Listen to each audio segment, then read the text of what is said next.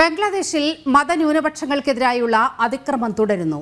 ധാക്കയിൽ ഇസ്ലാമിസ്റ്റുകൾ ഭാരതീയനായ ഹിന്ദു യുവാവിനെ ആക്രമിച്ചു.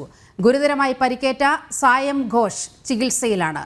അതേസമയം ബംഗ്ലാദേശിൽ ഹിന്ദുവിരുദ്ധ കലാപത്തിൽ പ്രതിഷേധിച്ച് VHP ഡൽഹിയിൽ ധർണ നടത്തി.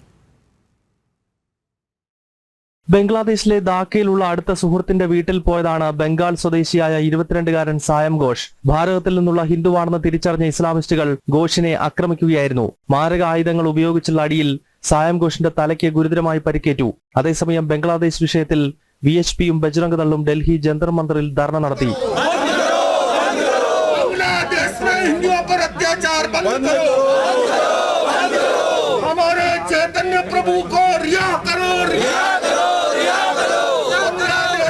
മതന്യൂനപക്ഷങ്ങൾക്ക് നേരെയുള്ള അക്രമങ്ങൾക്കെതിരെ നടന്ന ധർണയിൽ ഹിന്ദു സന്യാസിമാരെ കൂടാതെ ജൈന ബുദ്ധ സന്യാസിമാരും പങ്കെടുത്തു. ഡൽഹിയിലെ ബംഗ്ലാദേശ് ഹൈക്കമ്മീഷനിലേക്ക് ഉടൻ മാർച്ച് നടത്തുമെന്ന് VHP നേതൃത്വം വ്യക്തമാക്കി. ജനം, ഡൽഹി.